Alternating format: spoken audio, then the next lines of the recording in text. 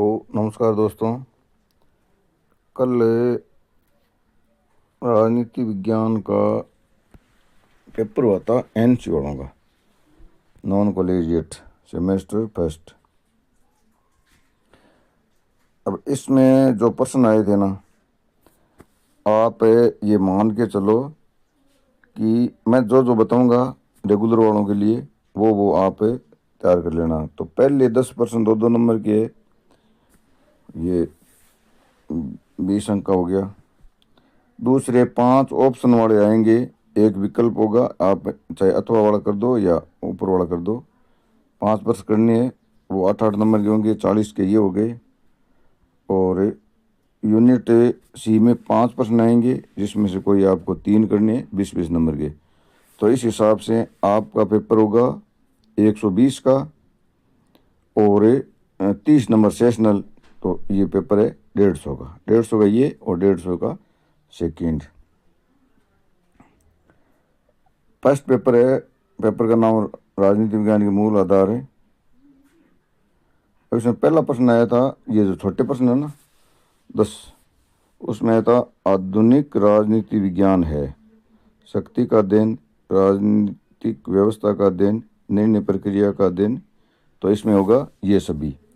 अब देखो, इसमें आधुनिक राजनीति विज्ञान का प्रश्न है तो हो सकता है अगला प्रश्न है प्राचीन राजनीति विज्ञान का आए, तो आप इसको थोड़ा कंसल्ट कर लेना। पहले का उत्तर है ये सभी।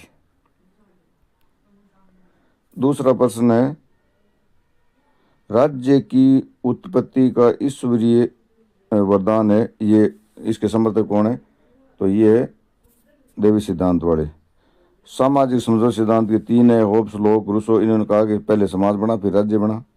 विकासवादी सिद्धांत है, जिसमें सह सिद्धांत है कि राज्य विकास का परिणाम है, और मार्क्सवादी सिद्धांत राज्य को कुछ अलग ही मानता है। फिर तीसरा प्रश्न है मत देने और निर्वाचित होने का अधिकार है, तो इसमें ब सही है, ये राजनीतिक अधिकार है। नैतिक अधिकार है कर्मकांड, मतलब दासना से संबंधित।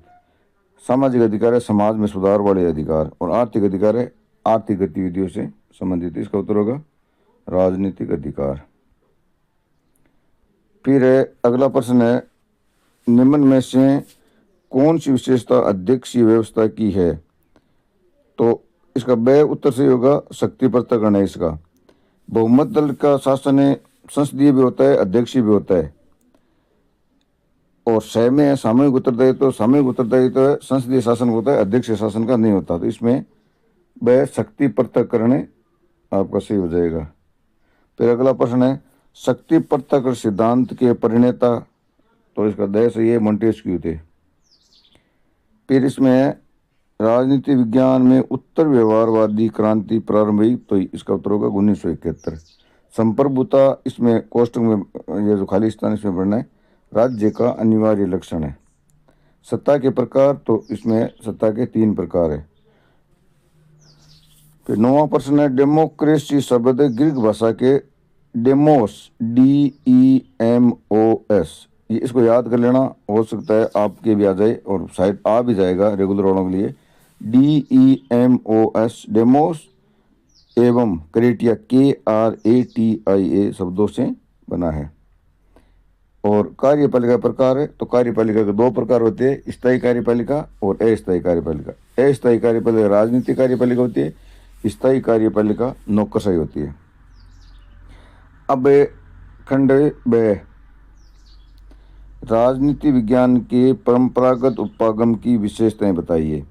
अब देखो, इसमें परंपरागत पूछा है तो आपके हो सकता है आधुनिक पूछ ले।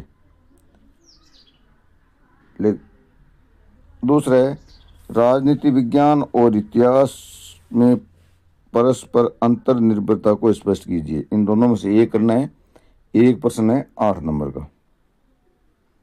दूसरा प्रश्न है राज्य की उत्पत्ति के सामाजिक समझौते सिद्धांत की व्याख्या कीजिए। तो होब्स, लॉक और रूसो ने जो सिद्धांत दिए है वो सिद्धांत है। आपके हो सकता है सावयव सिद्धांत पूछ ले या विकासवादी सिद्धांत पूछ ले। मेरी बात को गौर से ध्यान रखना, हो सकता है आपके ये आ जाए। इसका तो है लोक कल्याणकारी राज्य के प्रमुख कार्य क्या क्या है, समझाइए। फिर तीसरा प्रश्न है, सत्ता के प्रमुख स्रोतों के बारे में आप क्या जानते हैं, समझाइए। और इसका अथवा है, रॉबर्ट नोजिक के न्याय सिद्धांत की प्रमुख विशेषता बताइए। सत्ता का पूछा है, आपके लिए हो सकता है शक्ति के बारे में पूछ ले, या शक्ति सत्ता दोनों को में अंतर पूछ ले, या वैधता के बारे में पूछ ले, तो आप एक बार कंसल्ट कर लेना। फिर चौथा प्रश्न है, संस्थात्मक शासन प्रणाली की प्रमुख विशेषताएं बताइए। ध्यान रखना, संस्थात्मक इसमें आ गया तो आपके अध्यक्षात्मक आएगा, इसको कंसल्ट कर लेना।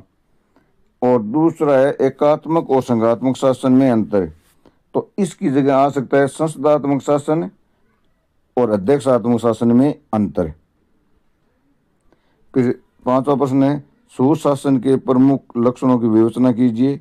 और इसका अर्थव है, भूमंडलीकरण से आप क्या समझते हैं, साथ ही उसके अवगुणों की व्याख्या कीजिए। अब आ गया खंड सी, जिसमें से 5 प्रश्न आएंगे। अब आपको करने हैं 3 प्रश्न जो 20-20 नंबर के होंगे। राजनीति विज्ञान के आधुनिक दृष्टिकोण का अर्थ बताते हुए उसके क्षेत्र को स्पष्ट कीजिए। देखो, वहां परंपरागत दृष्टिकोण आया है बी में, तो यहाँ आधुनिक दृष्टिकोण आ गया। ध्यान रखना, इसमें ये जो आधुनिक दृष्टिकोण है, इसमें व्यवहारवाद नहीं आया, उत्तर व्यवहारवाद नहीं आया। अब ध्यान रखना, आपके पेपर में हो सकता है व्यवहारवाद के बारे में पूछ ले, उत्तर व्यवहारवाद के बारे में पूछ ले, तो आप इसको थोड़ा कंसल्ट कर लेना। फिर अगला है, राज्य की प्रकृति के सावयव या आंगिक सिद्धांत पर प्रकाश डालिए। कन्फर्म आ गया तो आप विकासवादी जो सिद्धांत है उसको याद कर लेना। वैधता के संकट पर एक लेख लिखिए। अगला है, संघात्मक शासन प्रणाली के अर्थ को स्पष्ट करते हुए उसके प्रमुख लक्षणों को पर प्रकाश डालिए। यहाँ संघात्मक आ गया तो वहाँ अध्यक्षात्मक आ जाएगा, उसको आप कन्फर्म कर लेना। और ये प्रश्न है 100% आप याद कर लेना। वर्तमान समय में व्यवस्थापिका की शक्तियों के पतन के कारणों का आलोचनात्मक मूल्यांकन कीजिए। यही प्रश्न है आपकी लैंग्वेज, पॉइंट वही है, लैंग्वेज ये आएगी, कार्यपालिका की शक्तियों में वृद्धि के क्या कारण है। सेम यही उत्तर होगा, कार्यपालिका की शक्तियों में वृद्धि के और व्यवस्थापिका की शक्तियों के पतन के, दोनों प्रश्न है ना वो सेम ही है। धन्यवाद दोस्तों।